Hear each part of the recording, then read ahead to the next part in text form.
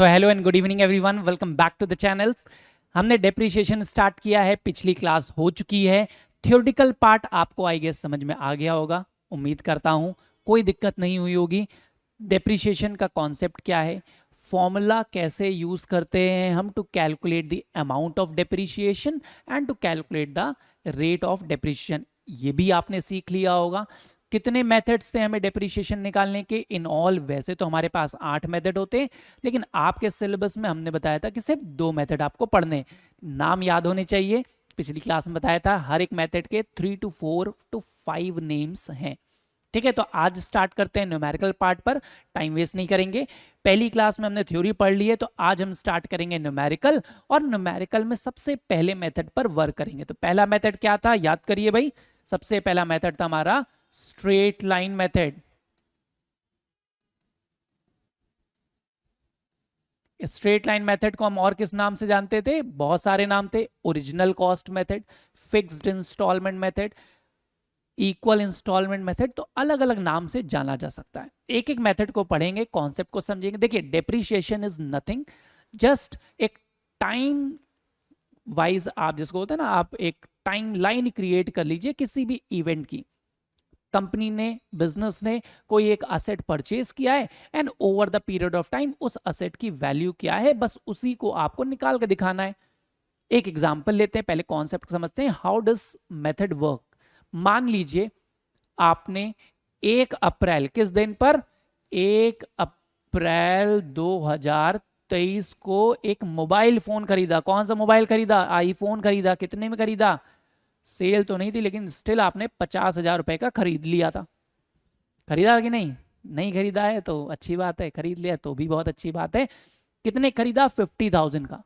अब आपने कुछ सोचा होगा कि भाई ये असेट है हमारे पास, इतने साल तक रहेगी, इतना हम इसको डिस्पोज ऑफ करेंगे, 5 साल बाद, 3 साल बाद इस मोबाइल को रीसेल कर देंगे, हटा देंगे, एक्सचेंज कर देंगे, कुछ पैसा मिल जाएगा। तो उससे आपने क्या निकाल लिया होगा, डेप्रीशिएशन।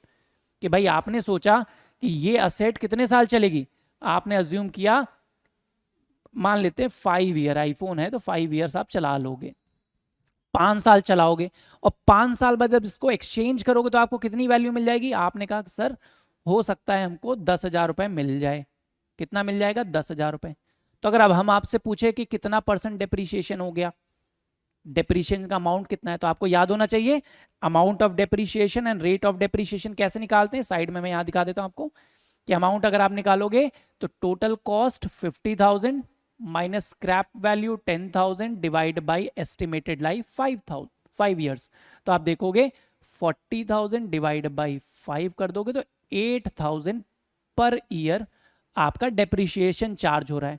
अगर इसी को परसेंटेज यानी रेट ऑफ डेप्रीशिएशन निकालेंगे तो फॉर्मूला क्या था, amount of depreciation divided by total cost into 100। इसको आप सॉल्व करोगे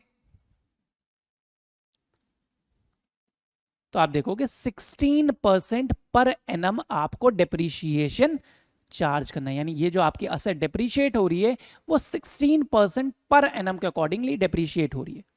तो अब आपको क्वेश्चन में क्या पूछा जाएगा कि भाई 4 साल बाद इस असेट की वैल्यू बताइए। कि 4 साल बाद अगर आप सोचोगे यार 3 साल हो गया, आपने कहा 3 साल बाद इस असेट को निकालेंगे, बेचेंगे, तो आज इसकी वैल्यू क्या है।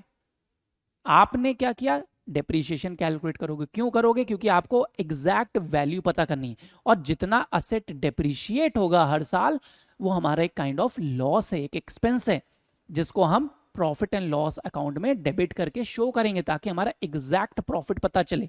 सो we distribute the total cost of asset over the given period of time. जितने टाइम के लिए असेट को यूज कर रहे हैं, तो हमने 5 साल असेट को यूज किया, यानी असेट की कॉस्ट को 5 साल में जब डिवाइड कर दोगे तो दैट इज डेप्रीशिएशन।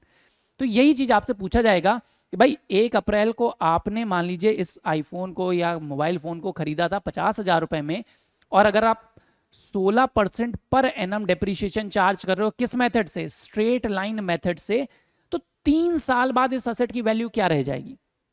अब आपको निकालना बहुत आसान है, हर साल 16% लगेगा। तो 1 साल आपने यूज किया, 1 अप्रैल से 31 मार्च, साल के आखिरी दिन आए, 2024 लग चुका होगा, तो आप इस पर क्या चार्ज करोगे, आखिरी दिन साल के लास्ट डे पर आप डेप्रीशिएशन लगाओगे। कितना डेप्रीशिएशन, आपने कहा भाई original cost, straight line method है, तो कितना डेप्रीशिएशन, कॉस्ट क्या है 50,000, 50,000 की एसेट पे कितना परसेंट चार्ज कर रहे हो, 16% डेप्रीशिएशन चार्ज कर रहे हो, और कितने दिन के लिए, 16% पर एनम है ना, तो पूरे साल का, तो जितने महीने यूज किया उतने महीने का डेप्रीशिएशन लगा दोगे। तो 1 अप्रैल से 31 मार्च कितने दिन यूज किया, पूरे साल यूज किया, इसलिए पूरे साल का डेप्रीशिएशन लग जाएगा। मंथ्स 12/12 लिख दीजिए, ना लिखिए। तो कितना हो गया, आप देखोगे 8,000 रुपए। तो 8,000 से डेप्रीशिएट हो गई, तो अब असेट की वैल्यू क्या बची, 42,000। यानी एक साल बाद जब 1 अप्रैल को आप देखोगे, 1 अप्रैल 2024 को देखोगे, तो इस असेट की वैल्यू क्या है, 42,000। एक साल बाद जो एसेट 50,000 की थी वो 42,000 की रह गई। क्यों, क्योंकि 8,000 से वो डेप्रीशिएट हो गई है। एक साल आपने और यूज किया, एक साल यूज करने के बाद फिर से साल के आखिरी दिन आए, 31 मार्च 2025 लग जाएगा।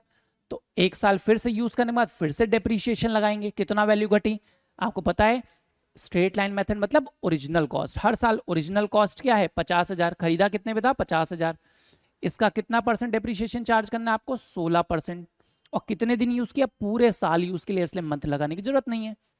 तो फिर से कितना आ जाएगा 8,000, यानी 2 साल बाद इस असेट की वैल्यू क्या हो गई, आप देखोगे 34,000, यानी 1 अप्रैल 2025 को इस असेट की वैल्यू हो गई है 34,000।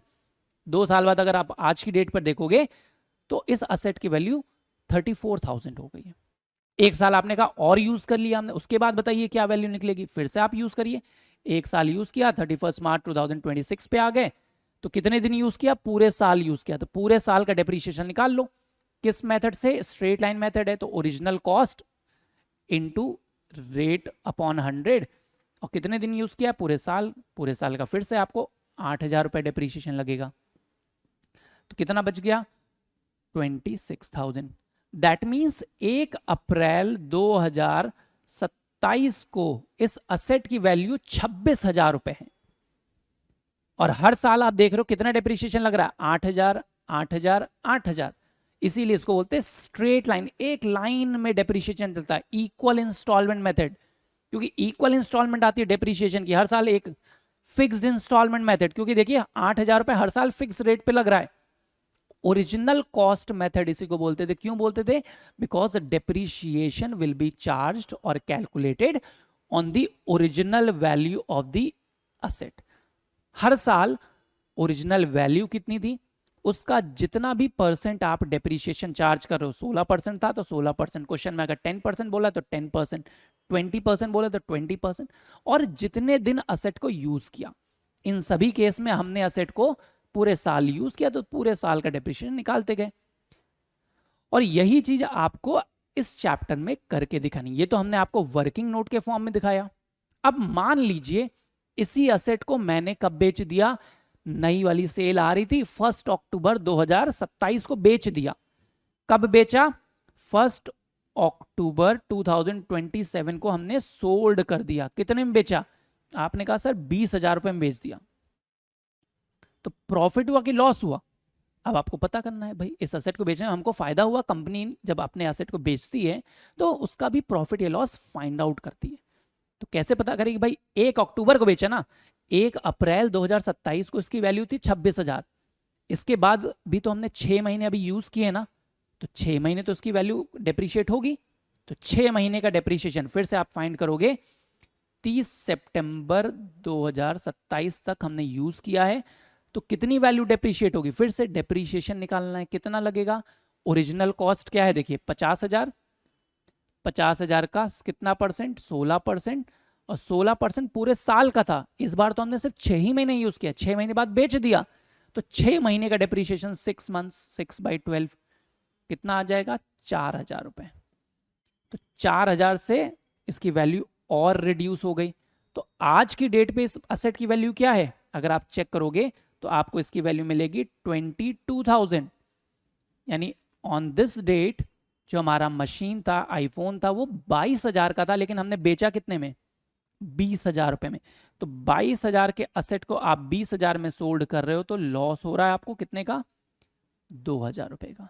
और यही आपका पूरा चैप्टर है। बस इतना कॉन्सेप्ट समझ में आ गया तो पूरा चैप्टर आपसे हो गया कि स्ट्रेट लाइन मेथड क्या कहता है कि किसी भी असेट के ऊपर हम हर साल डेप्रिसिएशन लगाएंगे, लेकिन कितना? जितना परसेंट आपको क्वेश्चन में दिया होगा, और हमेशा ओरिजिनल वैल्यू पे, जिस वैल्यू पर आपने एसेट को खरीदा था उसी वैल्यू पर हर साल आप डेप्रिसिएशन चार्ज करते जाओगे। जितने मंथ यूज किया है उतने मंथ का डेप्रिसिएशन निकालते जाओ, बैलेंस बचता चला जाएगा। ठीक है, समझ में आ गया? अब ये तो आया वर्किंग नोट के फॉर्म में। अगर इसी वर्किंग नोट को हम फॉर्मेट में प्लेस करेंगे, हम ऐसे नहीं दिखाएंगे अकाउंट्स में, आप ऐसे रफ में दिखा सकते हो, क्रॉस चेक कर सकते हो, लेकिन आपको अकाउंट्स में फॉर्मेट बेस्ड है। क्यों भाई? फॉर्मेट बेस्ड है अकाउंट्स। तो इसमें आप बनाओगे क्या? असेट का अकाउंट। कौन सा असेट था? मशीन। तो आप मशीन का अकाउंट बना के दिखाओगे। क्या दिखाओगे? अकाउंट। लेजर आप बनाते हो, date particulars amount, date particulars amount, simple ledger. तो मशीनरी अकाउंट आप दिखाओगे, डेट लिखेंगे, पर्टिकुलर्स लिखेंगे, अमाउंट का कॉलम आएगा, फिर से डेट पर्टिकुलर्स एंड अमाउंट। ये हो गई क्रेडिट साइड, ये हो गई डेबिट साइड। लेजर बनाना आपको आ चुका है, पहले हमने पढ़ा दिया आपको लेजर अकाउंट कैसे बनाते हैं। It has two side, debit and credit side. अब मशीन का लेजर है, मशीन क्या है? असेट है। असेट के लेजर में क्या होता है भाई? रूल क्या होता है याद है आपको? एसेट की रिकॉर्डिंग रियल नेचर का है, रियल का rule, debit what comes in, credit what goes out. तो जब भी मशीनरी आएगी तो डेबिट साइड, जब मशीन जाएगी तो क्रेडिट साइड।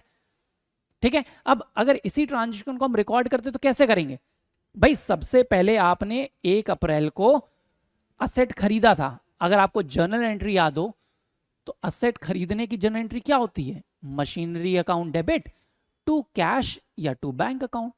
अब इस पूरे चैप्टर में आपको अज्यूम करना है कि जितने भी ट्रांजेक्शन है सारे बैंकिंग ट्रांजेक्शन है, सारा ट्रांजेक्शन बैंक के थ्रू हो रहा है, ये अज्यूम बस करते हैं। ठीक है, तो machine account debit to bank account आपकी एंट्री होती जब भी आप मशीन को खरीदोगे।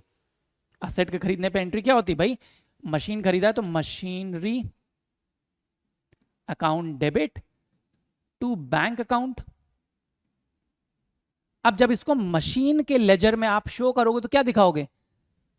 मशीन में मशीन तो दिखाएंगे, क्या दिखाओगे? To bank. तो आप दिखाओगे 1 अप्रैल 2023 को आपने टू बैंक अकाउंट करके दिखाया कि कितने का असेट परचेज किया। क्या दिखाएंगे? परचेज। तो जब भी आप मशीन खरीदोगे तो मशीनरी अकाउंट में डेबिट साइड पर शो करोगे टू बैंक अकाउंट करके कितने की खरीदी थी? 50,000 रुपए की। ठीक है, अब इसके बाद हमने पूरी मशीन को साल भर यूज किया। साल के आखिरी दिन at the last day of the year आप क्या चार्ज करते हो? डेप्रीशिएशन। तो डेप्रीशिएशन चार्ज करने की जनरल एंट्री याद है क्या आपको? Depreciation account debit to machinery account. तो जब डेप्रीशिएशन चार्ज करते तो आप क्या दिखाते हैं? Depreciation is expense. तो आप इसको मशीन अकाउंट में शो करोगे तो क्या करोगे? मशीन को कट कर दिया, बचा क्या? डेप्रीशिएशन। तो कब चार्ज करते हो? 31 मार्च 2024 लग जाएगा, आखिरी दिन। स्टार्ट हुआ अप्रैल में, खत्म होगा मार्च 24 में, तो आखिरी दिन आप आकर क्रेडिट कर दोगे मशीन अकाउंट को। मशीन अकाउंट क्रेडिट हो रहा है किस नाम से? Depreciation account. कितने से? आपने डेप्रीशिएट कितना किया था? पहले साल देखिए आपने 8,000 रुपए का डेप्रीशिएशन लगा दिया था, तो आप दिखाओगे कि 8,000 रुपए से डेप्रीशिएट हो गई। अब 1 अप्रैल को 50,000 की थी, 31 मार्च आते आते 8,000 से इसकी वैल्यू डेप्रीशिएट कर गई, कम हो गई। तो अब कितनी वैल्यू बची? तो आप दिखाओगे by balance c d carry down. कितना बैलेंस बच गया भाई? 50,000 में से 8,000 माइनस कर दीजिए, बचा कितना? 42,000 की मशीन बची। तो पहले साल का ट्रांजेक्शन आपका कंप्लीट हो गया। फर्स्ट ईयर में आपने इसको शो कर दिया कि 1 साल बाद हमने 50,000 की मशीन खरीदी थी, 8,000 से डेप्रीशिएट हो गई तो बची 42,000। अब जो बच गई उसको क्या करते हो? अगले साल ट्रांसफर करते हो। तो यही फिगर अगले साल ट्रांसफर हो जाती थी 1 अप्रैल 2024 टू बैलेंस ब्रॉट डाउन 42,000। अब 42,000 की मशीन है हमारे पास, फिर से हमने क्या किया इस साल, फिर से पूरे साल मशीन को यूज किया था, मशीन को यूज किया तो आखिरी दिन आप आके क्या करते हो, डेप्रीशिएशन चार्ज करते हो, लास्ट डे। तो फिर से लास्ट डे 31 मार्च 2025 लग जाएगा। तो बाई डेप्रीशिएशन अकाउंट कितना चार्ज किया था, फिर से आपने 8,000 रुपये चार्ज किया था अगले साल। देखिए फिर से 42 हो गया था, फिर 8,000 चार्ज किया, तो बैलेंस कितना बच गया, बाई बैलेंस सीडी फिर से बच जाएगा। भाई 42,000 की मशीन थी इस साल के शुरुआत में, एक साल यूज किया, 8,000 से और कम हो गई, तो कितनी बची, 34,000 की। दूसरा साल भी खत्म हो गया। देखिए तो 2 साल बाद आपने चेक किया तो आपके पास जो असेट था 50,000 का, 2 साल के बाद उसकी वैल्यू हो गई सिर्फ 34। इसको फिर से ट्रांसफर कर दोगे अगले साल, अगला साल स्टार्ट होगा 1 अप्रैल 25। फिर से आप दिखाओगे टू बैलेंस ब्रॉट डाउन, 34,000 का सेट है हमारे पास, इसको क्या किया, फिर से पूरे साल आपने यूज किया, पूरे साल यूज किया तो आखिरी दिन आके आप क्या करोगे, डेप्रीशिएशन चार्ज करोगे 31 मार्च 26 बाय डेप्रीशिएशन अकाउंट। तो कितने का, फिर से पूरे साल यूज किया तो ओरिजिनल कॉस्ट 50,000 का 16%, 8,000 रुपये आपने फिर से चार्ज किया। अब कितने की बच गई मशीन, तो बैलेंस सीडी 26,000, 26,000 की रह गई।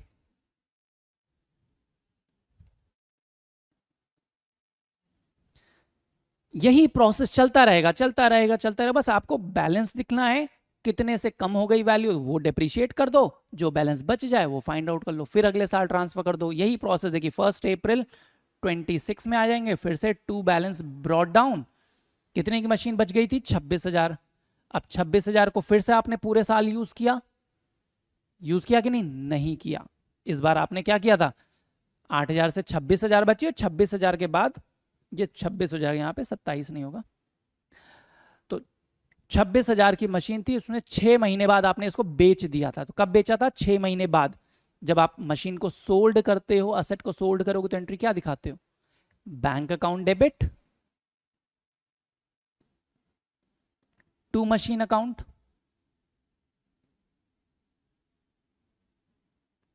तो bank account debit to machinery, machinery account क्या हो रहा है, फिर से क्रेडिट हो रहा है। तो जब भी आप असेट को सोल्ड करोगे, किस डेट पर सोल्ड करो, 1 अक्टूबर 26, तो बाई बैंक अकाउंट सेल कितने में किया आपने, तो कितने में किया था, 20,000 रुपए में। अब 20,000 में सेल किया है तो कुछ प्रॉफिट हुआ कि लॉस हुआ, ये पता करना है आपको। कैसे पता करोगे भाई, पहले तो उस डेट तक की वैल्यू बताओ, 6 महीने तो यूज किए ना, अप्रैल से अक्टूबर आपने 6 महीने मशीन को यूज किया है, तो 6 महीने तो उसकी वैल्यू कम हुई है, तो 6 महीने का आप डेप्रीशिएशन लगाओगे पहले। तो बाय डेप्रीशिएशन अकाउंट 6 मंथ्स कितना लगेगा, ओरिजिनल कॉस्ट थी 50,000, 50,000 का 16%, 8,000 रुपए, और 6 महीने के लिए 4,000 रुपए। तो अब आपने देखा कि भाई 26,000 की मशीन थी, 4,000 से और डेप्रीशिएट हो गई, बची 22,000, और 22,000 की असेट को आप 20,000 रुपए में बेच दे रहे हो, तो कितना हुआ, लॉस हुआ था। तो लॉस होगा तो आप क्रेडिट में करते हो by loss on sale of machine, या फिर आप प्रॉफिट एंड लॉस अकाउंट में भी दिखा सकते हो, by profit and loss account, bracket में लॉस दिख दीजिए। कितने का लॉस हुआ, 2,000 रुपए का। बस यही है आपका पूरा डेप्रीशिएशन चैप्टर। इसी तरह आपको दिखाते जाना है कि भाई असेट कितने की थी, आखिरी में सोल्ड हो गई, क्लोज हो गया 26,000 से, अकाउंट आपका सेटल हो जाएगा। तो ये पूरा ही वर्किंग नोट जो था, हमने इसको क्या लाया, अकाउंट्स के फॉर्म में, लेजर में शो करेंगे, और लेजर में शो करेंगे तो इस तरीके से असेट का लेजर बनता है। आपने जब खरीदा तो टू बैंक करके दिखाएंगे, फिर खरीदने के बाद जितने दिन तक यूज करते रहेंगे, साल के आखिरी दिन आएंगे, डेप्रीशिएशन चार्ज करेंगे, और जो बैलेंस बच जाएगा उसको लिख देंगे, जो बैलेंस बचा उसको अगले साल कैरी कर दीजिए। फिर से अगर पूरे साल यूज किया है तो फिर से साल के एंड पर आके डेप्रीशिएशन चार्ज करिए, बैलेंस पता करिए, बैलेंस बच जाए उसको फिर से ट्रांसफर कर दिए, यही ट्रांसफर करते रहिए। बहुत आसान है, समझ में आया। स्ट्रेट लाइन मेथड क्या है, every year you will have to charge depreciation on the original value of asset. Straight line कहता है ओरिजिनल कॉस्ट पर लगाइए, हर साल डेप्रीशिएशन हर साल ओरिजिनल कॉस्ट पर ही लगेगा। फॉर्मूला क्या होता है, स्ट्रेट लाइन मेथड्स अगर आप देखोगे तो इसका हमने फॉर्मूला क्या बताया आपको कि स्ट्रेट लाइन मेथड से अगर आप डेप्रिसिएशन लगाते हो तो फॉर्मूला आपका बन जाता है SLM से अगर आप डेप्रिसिएशन लगाते हो तो original cost of asset multiplied by rate of depreciation upon 100 multiply by time upon 12 या 365 डेज, जितना भी निकले डेज। ये टाइम क्या है, मशीन यूज्ड या असेट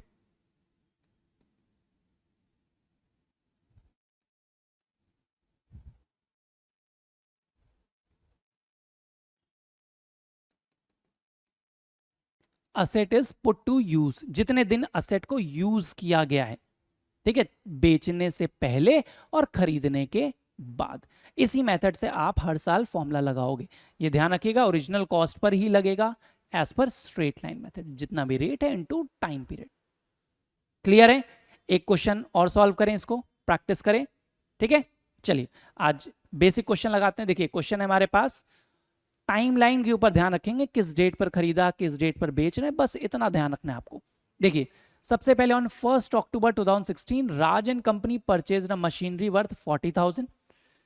ऑन 1 अक्टूबर 2000, तो सबसे पहले क्या है, देखिए 1 अक्टूबर 16 को हमने एक मशीन खरीदी, कितने की खरीदी, 40,000 रुपए की। ऐसे रफ में एक टाइमलाइन बना लीजिए, बहुत आसान हो जाता है। स्टार्टिंग के कुछ क्वेश्चन बनाएंगे, बाकी काम आपके लिए बहुत आसान हो जाएगा, फिर प्रैक्टिस में आ जाएगा।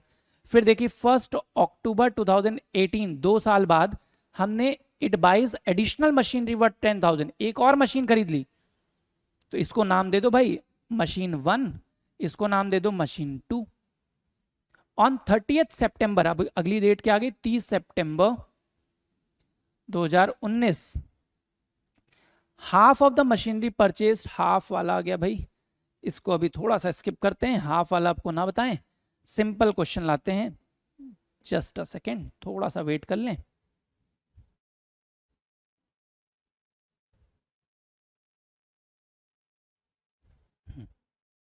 ये देखिए सिंपल क्वेश्चन हम करते हैं पहले में, अभी हाफ और फुल पे नहीं आएंगे। चलिए इसमें बना लेते हैं, टाइमलाइन देखते हैं। A limited purchase a machinery for ₹5 lakh on 1 April, machine खरीदी कितने की, 1 अप्रैल 2012 को 5 लाख की मशीन खरीदी, ठीक है। Further additions were made on 1 अक्टूबर 2012, 1 अक्टूबर 2012 को, सेम ईयर, देखिए ईयर सेम है, एंड ऑन 1 जुलाई 2013 4 लाख की एक और मशीन खरीदी, और यहां पर 3 लाख की एक और मशीन खरीदी। तो कंपनी ने टोटल देखिए 3, इसको मशीन 1 बोल दीजिए, इसको मशीन 2 बोल दीजिए, इसको मशीन 3 बोल दीजिए। तो 3 मशीन हमने खरीदी, 5 लाख, 4 लाख और 3 लाख की। ऑन 1 जनवरी 2015, अब इसके बाद क्या आ गया, 1 Jain 2015, first machine was sold for 2,85,000। Machine 1 को हमने क्या कर दिया, सोल्ड कर दिया 2,85,000 में, that's it. And on the new machine was purchase for 6 lakh, और उसी दिन हमने नई मशीन, उसको M4 बोल दीजिए, खरीदा कितने में, 6 लाख रुपए में। तो हमारे पास टाइमलाइन आ गई, बस यही करना है। अब देखिए 1 अप्रैल को एक मशीन खरीदी, फिर 1 अक्टूबर को एक मशीन खरीदी, फिर 1 जुलाई को एक मशीन खरीदी, 3 मशीन खरीदी, और फिर 1 जनवरी 2015 को जो पहली वाली मशीन खरीदी थी उसको बेच दिया, और उसी दिन एक और मशीन खरीद ली। Prepare machinery account for 3 years ending 31st March 2015 if depreciation is to be charged at the rate 10% per annum on straight line basis। तो रेट ऑफ डेप्रिसिएशन आपको दिया है 10% और मेथड दिया है स्ट्रेट लाइन मेथड।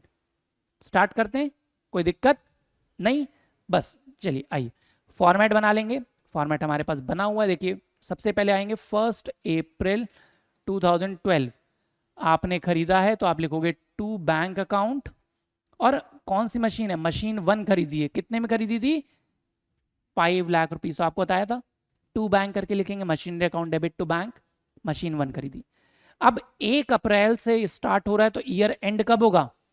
31 मार्च 2013। क्या इस डेट से इस डेट के बीच में हमने कोई ट्रांजेक्शन किया? जी हाँ, एक ट्रांजेक्शन और किया था, एक मशीन और खरीदी थी सेम ईयर में ही, 1 अक्टूबर 2012 टू बैंक अकाउंट। फिर से आपने एक मशीन खरीदी, कितनी खरीदी? M2, 4 लाख रुपए की। तो इस साल आपने 2 मशीन खरीदी थी और तीसरी मशीन कब खरीदी है? 1 जुलाई 2013। इसलिए इस साल तो हमने ये 2 मशीन खरीदी, इनका रिकॉर्डिंग दिखा दिया। अब और कुछ किया इस साल? नहीं। साल के आखिरी दिन आ जाइए 31 मार्च, क्या करेंगे? डेप्रीशिएशन चार्ज करेंगे हम। तो डेप्रीशिएशन देखिए, 2 मशीन है हमारे पास, मशीन 1 और मशीन 2, दोनों का अलग अलग चार्ज करेंगे। कैसे चार्ज करेंगे? ओरिजिनल कॉस्ट मेथड पर। ओरिजिनल कॉस्ट क्या है? 5 लाख। मशीन 1 का डेप्रीशिएशन कैसे निकलेगा? 5 लाख का 10%, जितना रेट आपको क्वेश्चन में दिया है, तो 5 लाख का 10% 50,000 रुपए। और कितने दिन यूज हुई है? अप्रैल से लेकर मार्च, पूरे साल। तो इसका तो हम पूरे साल का डेप्रीशिएशन लगाएंगे, 50,000। ठीक है। मशीन 2 का कितना डेप्रीशिएशन लगेगा? 4 लाख की खरीदी थी, 4 लाख का 10% 40,000 रुपए। और कितने दिन यूज हुई है? अक्टूबर से मार्च, यानी सिर्फ 6 महीने यूज हुई है। तो इसका डेप्रीशिएशन हम 6 मंथ्स के लिए निकालेंगे, तो कितना आएगा? 20,000 रुपए। 4 लाख का 10% 40,000 और 6 मंथ्स के लिए 20,000 रुपए। तो टोटल डेप्रीशिएशन हो गया 70,000। बाकी बैलेंस सीडी निकाल लीजिए। तो बैलेंस सीडी कितना बच गया? दोनों मशीन की वैल्यू कितनी रह गई हमारे पास? मशीन 1 5 लाख की थी, 50,000 से डेप्रीशिएट कर गई, तो कितनी बच गई? 4,50,000। मशीन 2 4 लाख की थी, 20,000 से कम हो गई, तो 3,80,000। टोटल कितना हो गया? 8,30,000 रुपए। तो आफ्टर 1 ईयर आपके पास 2 मशीन थी जिनकी वैल्यू है अब 4,50,000 एंड 3,80,000। ठीक है। इसके बाद इसी वैल्यू को हम ट्रांसफर कर देंगे नेक्स्ट ईयर 1 अप्रैल 2013 पे आ जाएंगे। टू बैलेंस ब्रॉट डाउन कर दोगे कि आपके पास पहले से 2 मशीन M1 और M2 कितने की हैं? 4,50,000 की पहले से M1 है और 3,80,000 की वैल्यू की M2 आपके पास पहले से है, 8,30,000। अब ये ईयर स्टार्ट हो रहा है 1 अप्रैल 13 से, तो खत्म कब होगा? 31 मार्च 2014। इसके बीच में आपने क्या कोई और ट्रांजेक्शन किया? तो आप कहोगे जी हाँ सर, एक और मशीन खरीदी। देखिए 1 जुलाई को 3 लाख रुपए की मशीन खरीदी, तो फिर से लिख दीजिए 1 जुलाई 2013 टू बैंक अकाउंट। फिर से आपने एक मशीन खरीदी, कौन सी खरीदी? M3। कितने की खरीदी? 3 लाख रुपए की। और कुछ किया इस साल? नहीं किया, इस साल और कुछ नहीं किया। तो साल के एंड पे आ जाइए 31 मार्च 2014। क्या करोगे? साल के एंड पे जितनी भी मशीन है सबका डेप्रीशिएशन करोगे। तो 3 मशीन है हमारे पास इस बार, M1 M2 M3, 3 मशीन हो गई, तीनों का डेप्रीशिएशन। फॉर्मूला क्या है? Original cost. M1 की ओरिजिनल कॉस्ट 5 लाख, 5 लाख का कितना परसेंट? 10%, पूरे साल यूज हुई है तो आप दिखाओगे 50,000। M2 की ओरिजिनल कॉस्ट 4 लाख, 4 लाख का 10% 40,000। और M2 इस बार देखिए 1 अप्रैल से 31 मार्च, पूरे साल यूज हुई, इसलिए इस बार पूरे साल का डेप्रीशिएशन। M3 का कॉस्ट है 3 लाख, 3 लाख का 10% 30,000 रुपए। कितने महीने के लिए? जुलाई से लेकर मार्च, 9 मंथ्स। तो 30,000 रुपए अगर पूरे साल का डेप्रीशिएशन था तो 9 महीने का निकाल लीजिए, 9/12 कर दीजिए, 22,500 रुपए। तो टोटल डेप्रीशिएशन आपका हो गया 1,12,500 रुपए डेप्रीशिएट हो गई। तीनों की एक्चुअल वैल्यू निकाल लीजिए, बाय बैलेंस सीडी कर लीजिए। तो सीडी कितना बच जाएगा? M1 M2 M3, तीनों की वैल्यू अब क्या बची? M1 थी कितने की? 4,50,000 की थी, 50,000 से और कम हो गई, तो अब कितनी रह गई? 40,000, 4 लाख रुपए। M2 आपकी 3,80,000 की थी, कितने से कम हो गई? 40,000 से और कम हो गई, तो कितनी बची? 3,40,000 की बची। M3 आपने खरीदी थी 3 लाख की, 9 महीने बाद 22,500 से और कम हो गई, तो अब कितनी बची? 3,77,500। तो टोटल कितना हो गया भाई, टोटल देख लीजिए।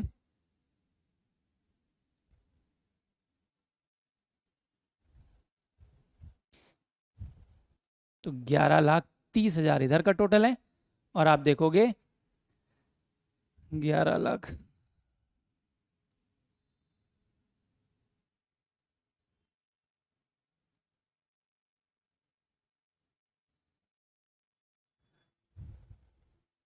8,03,000 और 11,30,000 का हो गया भाई 7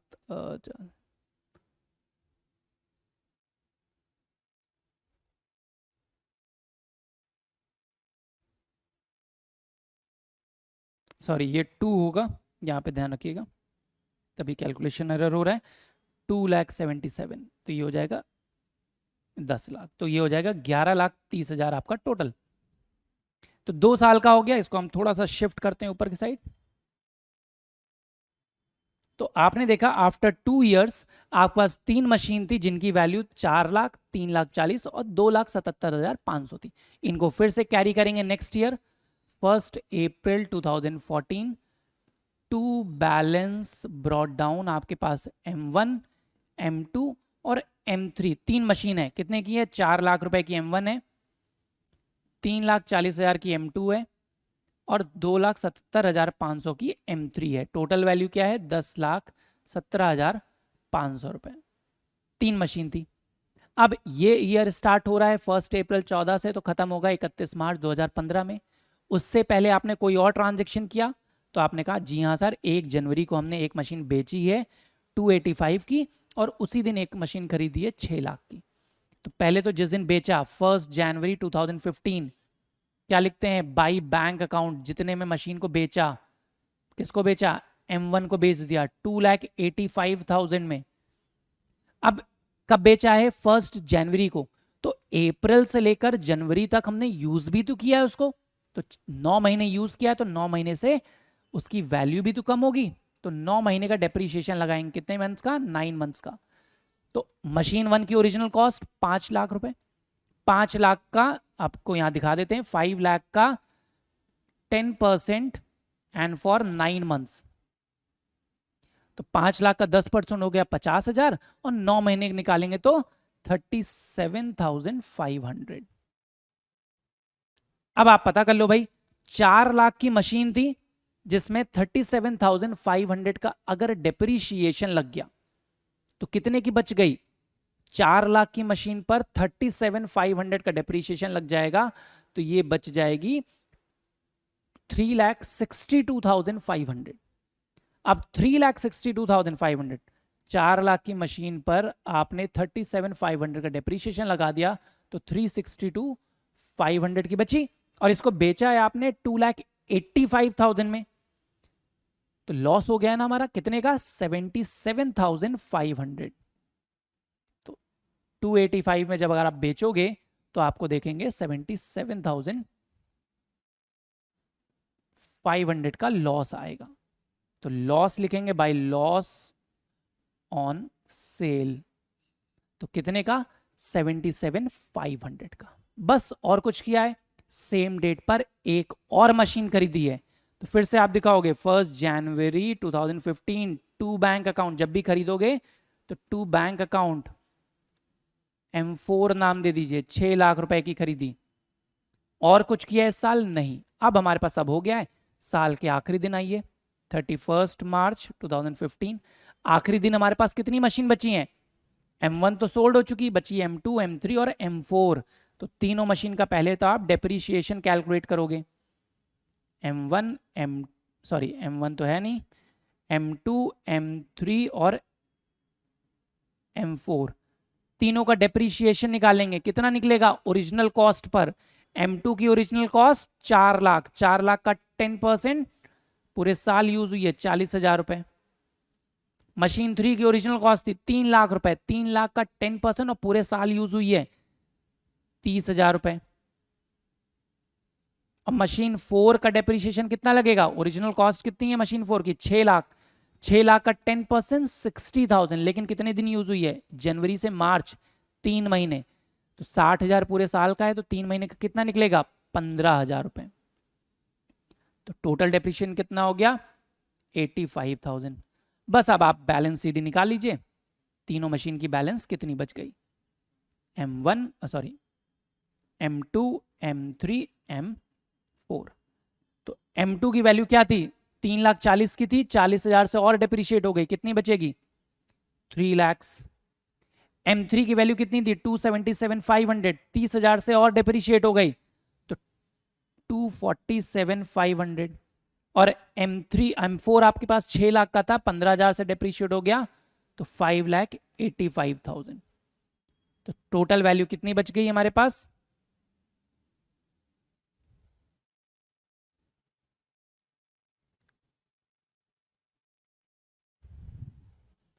इसको थोड़ा सा और शॉर्ट करते हैं। तो अब आप देखोगे तो एट द एंड आपके पास टोटल वैल्यू आ गई, जो बचे हुए असेट हैं कितनी 11,32,500।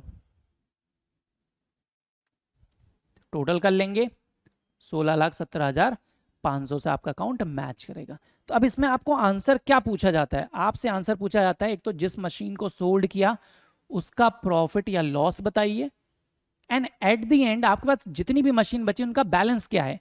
तो जितनी भी मशीन बची उनका बैलेंस ये है, 3 मशीन बची हैं। तो इन शॉर्ट अगर आप पूरा क्वेश्चन देखेंगे तो आपको क्या दिखेगा, अगर हम एक ही प्लेन पे ले आए पूरे क्वेश्चन को, तो इस तरीके से बनाते हैं डेप्रीशिएशन का अकाउंट, मशीनरी अकाउंट, कि एक मशीन हमने जिनको खरीदते गए, जब भी खरीदेंगे तो डेबिट पे दिखाएंगे, जब भी बेचेंगे यहां पर आपने सोल्ड किया तो क्रेडिट साइड पर शो करेंगे, जो भी प्रॉफिट लॉस आएगा वो आप दिखाओगे। अगर साल भर यूज करो तो साल के लास्ट डे पे डेप्रीशिएशन लिखाएंगे, बाकी बैलेंस बचेगा, जो बैलेंस बचेगा अगले साल कैरी हो जाएगा, फिर डेप्रीशिएट होगा, जो बैलेंस बचेगा अगले साल कैरी हो जाएगा, उसी वैल्यू पर डेप्रीशिएट करोगे। मेथड क्या कहता है कि हर साल डेप्रीशिएशन ओरिजिनल वैल्यू पर ही चार्ज हो रहा है, जिस वैल्यू पर खरीदा था। इज इट क्लियर, समझ में आ गया आई गेस कि डेप्रीशिएशन हम कैसे चार्ज करेंगे, मशीन अकाउंट असेट अकाउंट कैसे प्रिपेयर करेंगे। I hope it is clear. अगली क्लास में मिलते हैं एक नए क्वेश्चन के साथ, एक नए ट्रीटमेंट के साथ। Till then keep revising it, इसको शेयर करिए, सब्सक्राइब करिए चैनल को। Will meet again, till then keep studying, keep smiling, bye bye, thank you so much.